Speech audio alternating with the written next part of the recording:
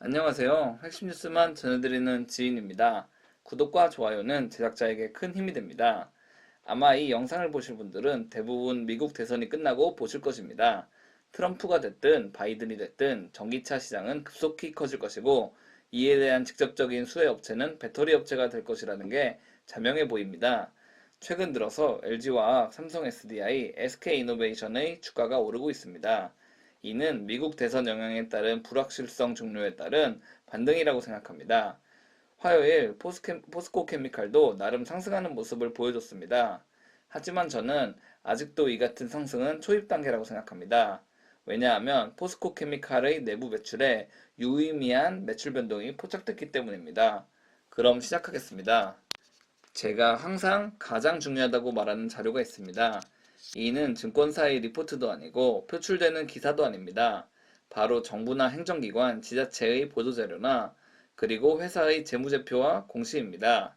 평소에는 기사를 자주 접하지만 문재인 대통령이나 장관이 특별한 움직임을 보일 때는 보도자료를 가장 눈여겨봅니다.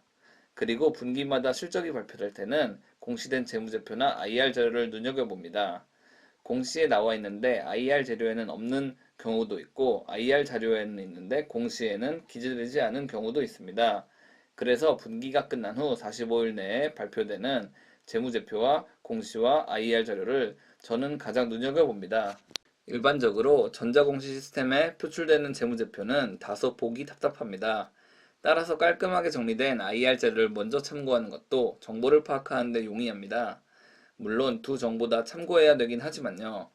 그래서 일단 포스코 케미칼의 3분기 IR 자료를 살펴보겠습니다. 이는 연결 기준이 아닌 별도 기준이라는 사실을 반드시 인지해야 합니다. 연결 재무제표 기준이란 자회사의 매출이 합산돼 반영되기 때문에 순수 포스코 케미칼의 실적을 파악하기에는 다소 차이가 있습니다. 그래서 별도 재무제표 기준으로 만들어진 IR 자료를 살펴보겠습니다. 자료를 보시면 회사의 3분기 매출은 779억 원을 기록했으며 영업이익은 193억 원을 기록했습니다. 하지만 이런 단편적인 수치보다 우리가 봐야 할 것은 포스코 케미칼의 부문별 매출입니다. 최정우 포스코 회장이 가장 중요시했던 사업이 무엇입니까? 바로 전기차 배터리 소재 사업입니다. 최정우 회장이 2018년 취임했을 당시 포스코 케미칼은 존재하지도 않았습니다. 2019년 4월 1일이 돼서야 음극재 사업을 하던 포스코 캠텍과 양극재 사업을 하던 포스코 ESM이 합쳐져 포스코 케미칼이 설립됐습니다. 당시만 해도 포스코 케미칼의 전체 매출의 소재 사업 부문이 전체 매출의 10%에서 16%를 차지하는 데 그쳤습니다. 그러나 이번 3분기 매출을 보시면 포스코 케미칼의 총 매출 가운데 소재 사업 부문은 40%를 차지했습니다. 정말 1년 만에 괄목할 만한 성장을 보인 것이라고 볼 수 있습니다. 좀 더 상세히 소재 부문 매출을 살펴보겠습니다. 소재 부문 매출은 지난해 대비 약 300% 증가했습니다. 이는 정말 엄청난 성장입니다. 특히 음극재, 양극재 가운데 양극재의 성장이 눈에 띕니다. 음극재는 2019년 3분기 263억 원, 지난 2분기 306억 원, 이번 3분기 470억 원으로 매출을 성장한 반면 양극재는 같은 기간 322억 원, 539억 원, 1047억 원으로 더 크게 증가했습니다. 정말 괄목할 만한 성과라고 볼 수 있습니다.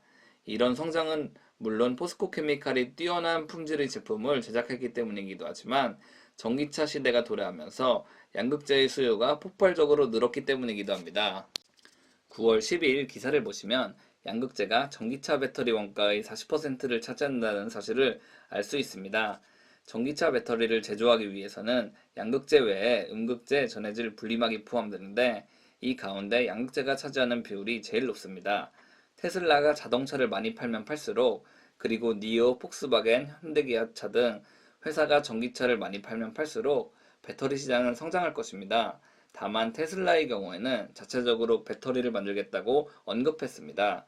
테슬라가 추후에 파나소닉, CATL, LG화학 등 주요 회사와의 거래를 끊을 수도 있다는 얘기도 심심치 않게 들리고 있습니다.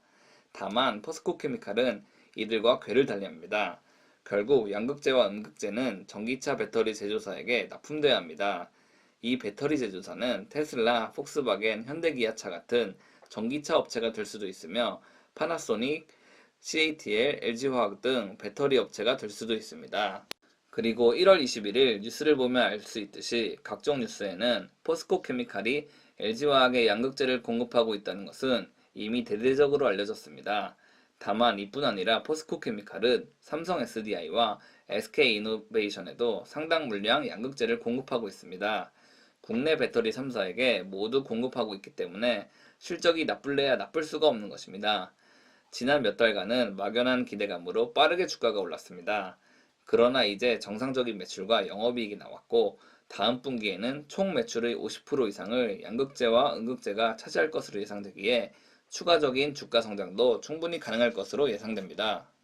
테슬라가 자체 배터리를 생산하겠다고 확정짓자 여러 배터리 업체들은 현재 긴장감을 숨기지 못하고 있습니다. 다만 포스코 케미칼은 이런 걱정이 전혀 없습니다. 국내에서 유일하게 양극재와 음극재를 모두 생산하고 있는 업체는 포스코 케미칼 뿐이며 이마저도 물량이 부족하기 때문에 캐파를 늘리려 포스코 그룹에서 전사적으로 도와주고 있기 때문입니다. 포스코를 통한 리튬 원재료 확보, 포스코 인터내셔널을 통한 흑연 매수와 운송, 그리고 포스코 케미칼의 광양공정 증설 등이 모두 시너지 효과를 내고 있습니다. 최근 들어서 급등하는 종목들이 많아져 상대적으로 소외감을 느끼시는 분들이 많아질 것이라고 예상됩니다. 하지만 이런 때일수록 안전한 종목에 장기로 투자하는 것이 가장 바람직하다고 생각합니다. 항상 분산 투자 잊지 마시고 건전한 주식 활동하시길 바랍니다. 지금까지 핵심 뉴스만 전해드리는 지인이었습니다. 감사합니다.